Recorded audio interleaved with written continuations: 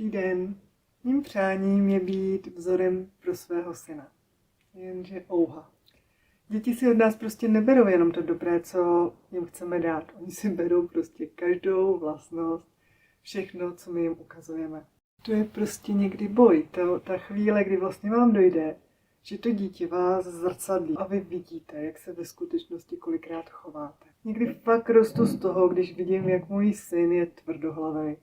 Jak prostě hledá vždycky řešení takový, které vyhovuje jemu. A jak prostě, když mu nabídnu 2 možnosti řešení, tak on si prostě vybere tu třetí, která ani neexistuje. Nebo ne v mý hlavě. Baborať. Mám jako zůstat nad věcí, mám být v pohodě, mám se tomu v duchu usmát. A nebo prostě si musím jenom říct, jako, i když vržu a skřípu zubova v tu chvíli, že s tvrdohlavostí to prostě nebude mít úplně jednoduchý. On bude narážet na lidi, kteří prostě budou chtít, aby fungoval jinak, aby ta domluva s ním byla jednodušší. Ale zase na druhou stranu já vím, že tvrdohlavost není ideální, ale dá se s ní celkem daleko dojít. Pokud je člověk tvrdohlavý i vůči sobě, tak se jen tak snadno nevzdává. A díky tomu, že je tvrdohlavý, nebo to vůbec jaký je, mu bude pomáhat v tom, aby se prostě nenechal dotlačit do některých věcí, které z jeho pohledu prostě smysl nedávají. A oni mu nemusí dávat smysl celkem všeobecně. Tam jde o to, že máme zajetý zvyklosti, které mnohdy dodržujeme jen protože je prostě dodržujeme, protože se to někdy řeklo. A on si to asi líbit nenechá, v tomhle tom nejspíš bude po mně. A to, že hledá vlastní cesty, jako já můžu být ráda, on prostě bude kreativní, bude si hledat cesty. Problém je, že teď na to musím narážet já. A to se mi nelíbí, protože jsme 2 tvrdohlaví, který stojí proti sobě. A já samozřejmě mám tu životní zkušenost, takže vím, že já to vím líp. Ale mám pravdu? Přesto se snažím synovi vlastně svým příkladem ukázat a naučit ho následující věci. Například to, že zdravit, děkovat, říkat prosím, je dobré dělat nahlas a samoc. Kamarádit se můžeme s kýmkoliv. Bez ohledu na barvu pleti, bez ohledu na řeč, případně bez ohledu na jakékoliv postižení, který ten člověk má. A stejně tak mu ukazuju, že kamarádit se dá i se zvířaty. Já jsem prostě milovnice psů, respektive zvířat všeobecně.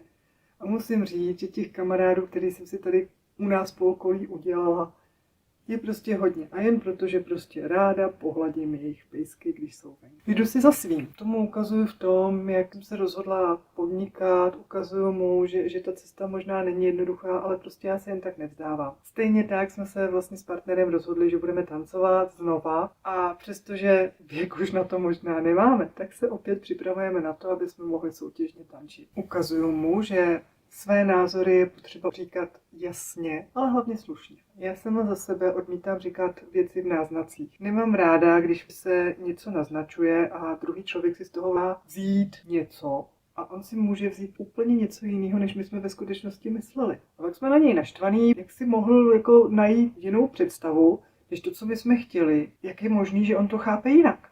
Respektive, když jsme mu to neřekli, jasně, no tak co se teď zlobíme? Já nemám ráda politikaření, nemám ráda náznaky, nemám rádoby diplomaci. Jsem ráda, když se věci říkají jasně a upřímně. Tak, aby ten druhý v tom nemohl mít zmatek, tak, aby prostě on přesně věděl, co mu říkáme. Svýho syna učím to, že říct ne je naprosto v pořádku. Je fakt, že já se ve svém životě setkávám s lidmi, kteří prostě si myslejí, že když nebudou říkat ne, tak budou, já nevím, oblíbený. Možná je nikdo nemůže mít nerad, protože oni přece všechno dělají správně, oni nikomu nic neodmítají. Ale ve skutečnosti oni přesně potom hrajou ty hry, různě manipulujou, snaží se vás dovést k tomu, aby vy jste vlastně to ne tam pochopili, ale oni ho přece neřekli. Takže ne je v pořádku, ne je naprosto normální slovo, který se v životě může úplně v pohodě používat.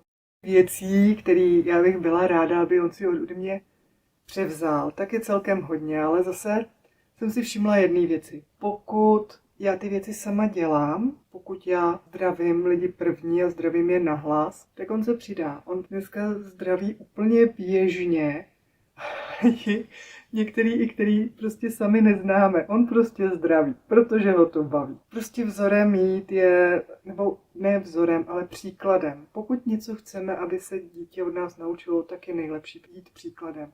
Ne po každý do něj šťouchnout a říkat, postaral si, To je hrozný, to já to prostě tenhle ten příklad nesnáším.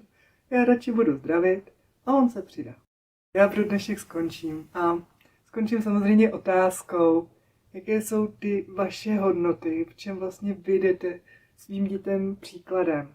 Budu ráda, když se podělíte, budu ráda, když se pochlubíte. Mějte se krásně.